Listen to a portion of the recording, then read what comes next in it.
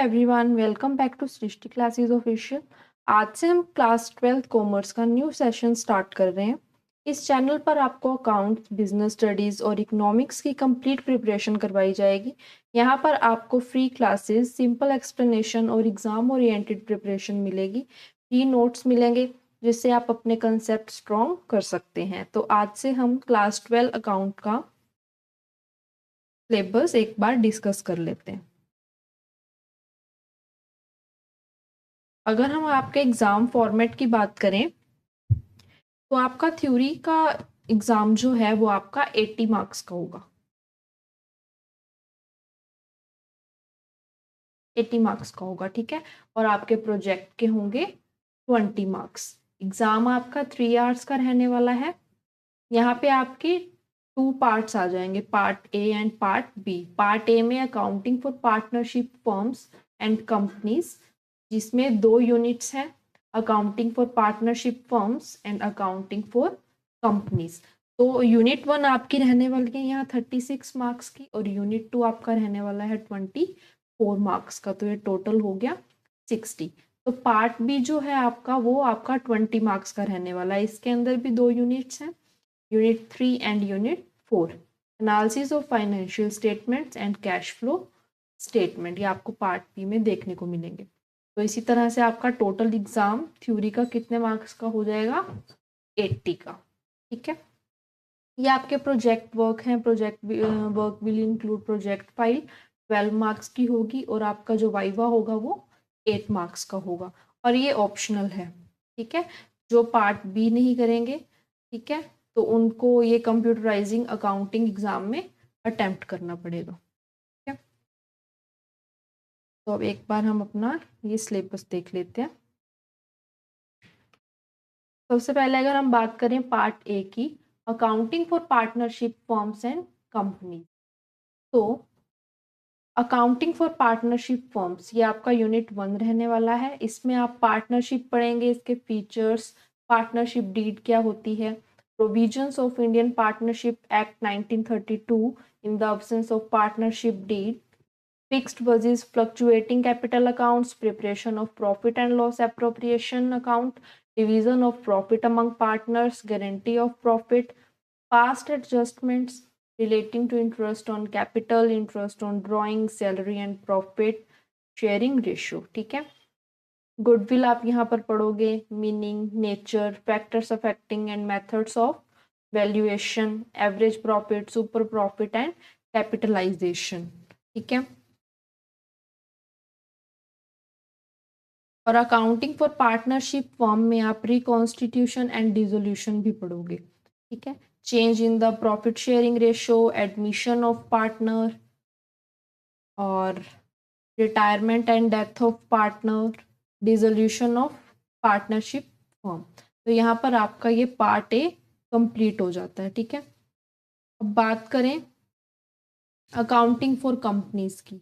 Accounting for companies में आप क्या पढ़ेंगे, अकाउंटिंग फॉर शेयर कैपिटल, ठीक है, features and types of company, share and share capital, nature and types, accounting for share capital, accounting for debentures, ठीक है। ये सब आप पढ़ने वाले हो पार्ट बी में।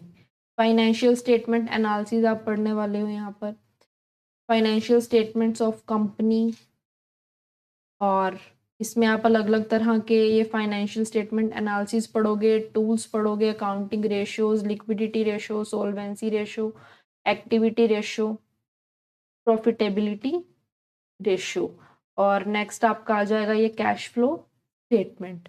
यहाँ पर इसका meaning, benefits, cash and cash equivalents, classification of activities and preparation, ये सब आप यहाँ पार्ट बी में पढ़ने वाले हो।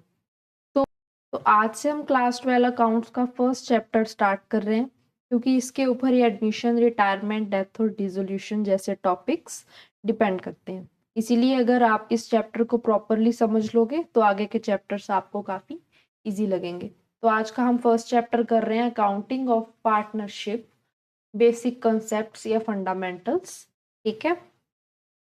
थोड़ा सा ही हम आज इसको स्टार्ट करेंगे।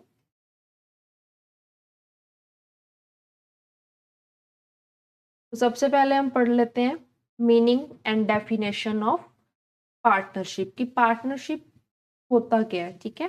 तो as per the partnership act 1932, partnership is a relationship between two or more persons who have agreed to share profits and losses from the partnership business carried by all any or any one of them acting for all। Partnership act 1932 क्या कहता है कि partnership आपकी कब बनती है, जब दो या दो से ज्यादा पर्सन्स मिलकर बिजनेस करते हैं, तो वो हमारी क्या होती है, पार्टनरशिप, ठीक है।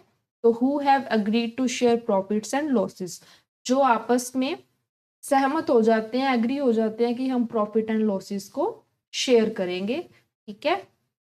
And the partnership business carried by all, या तो सभी पार्टनर्स के द्वारा चलेगा बिजनेस, ठीक है, या उनमें से कोई एक, और any one of them acting for all, सबके बिहाफ पर जो काम करेगा, ठीक है। तो दैट इज पार्टनरशिप। पार्टनरशिप क्या है, जब दो या दो से ज्यादा पर्सन्स मिलकर बिजनेस चलाते हैं, उसको हम क्या बोलेंगे, पार्टनरशिप, ठीक है।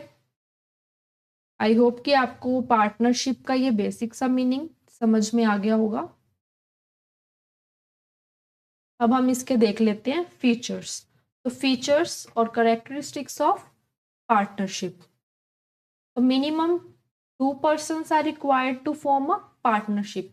मिनिमम कितने पर्सन होने चाहिए पार्टनरशिप के लिए, 2 person, ठीक है। अगर सिर्फ एक ही पर्सन चलाएगा वो तो सोल प्रोप्राइटरशिप हो गया ना, जो कि आपने अपना बिजनेस स्टडीज में आपने पढ़ा भी होगा क्लास 11th में, ठीक है। तो as per rule 10 of the companies miscellaneous rules act 2014, इसके according maximum number of partners कितने होने चाहिए, 50। मिनिमम 2 persons एंड मैक्सिमम 50, ठीक है। Third point is agreement between the partners of a partnership business can be either written or oral, कि partners के बीच में जो एग्रीमेंट हुआ है ना, वो या तो आपका रिटन फॉर्म में होना चाहिए या फिर ओरल फॉर्म में होना चाहिए, ठीक है, फॉर एविडेंस, ठीक है। Partnership is formed to carry out business. Partnership किस लिए बनाई जाती है, पार्टनरशिप किस लिए फॉर्म होती है, कि दो या दो से ज्यादा पर्सन्स मिलकर पार्टनरशिप बनाते हैं अपने बिजनेस को रन करने के लिए और उससे प्रॉफिट अर्न करने के लिए, ठीक है। Each partner carrying out business is a principal as well as an agent for all other partners। Partnership में हर एक पार्टनर प्रिंसिपल भी होता है और एजेंट भी होता है, ठीक है। प्रिंसिपल माने तो मालिक, कि वो अपने बिजनेस का मालिक भी है, ठीक है, और एजेंट कि वो एजेंट की तरह अपने बिजनेस में काम भी कर रहा है, ठीक है। तो each partner carrying out business has a principal as well as an agent for all other partners। Next is liability of partner is not limited। Partners की जो लाइबिलिटी है वो यहाँ पर लिमिटेड नहीं है। पार्टनर्स की लाइबिलिटी क्या होगी, अनलिमिटेड, ठीक है। कि अगर कोई भी उनको कर्ज चुकाना पड़ेगा, कोई भी डेट का अगर उनको डेट अगर चुकाना है, तो वो सिर्फ अपनी कैपिटल ही यूज नहीं कर सकते, बल्कि वो अपनी पर्सनल प्रॉपर्टी का भी उनको यूज करना पड़ेगा उस डेट को चुकाने के लिए, ठीक है। तो each partner is liable jointly with all the other partners and also severally to the third party for all the acts of the firm. ये जो पार्टनर्स हैं, ठीक है, वो मतलब कि साथ में मिलकर भी काम कर रहे हैं, वो जॉइंटली भी काम कर रहे हैं, जॉइंटली लाइबल हैं, वो जॉइंटली जिम्मेदार हैं हर प्रॉफिट के लिए, लॉस के लिए, ठीक है, और वो थर्ड पार्टी के लिए भी काम कर रहे हैं, ठीक है। तो each partner is liable jointly with all the other partners and also severally to the third party for all the acts of the firm. तो आज था हमारा ये छोटा सा टॉपिक जहाँ पे हमने मीनिंग ऑफ पार्टनरशिप किया एंड फीचर्स और कैरेक्टरिस्टिक्स ऑफ पार्टनरशिप हमने यहाँ पर डिस्कस किया, ठीक है। तो कल से रेगुलर क्लासेस हमारी चलेंगी और मैं एक दिन पर एक ही सब्जेक्ट में अपलोड कर पाऊंगी, ठीक है। आज हमने अकाउंट्स किया है, तो मे बी कल बिजनेस स्टडीज़ का हम फर्स्ट चैप्टर करने वाले हैं, ठीक है।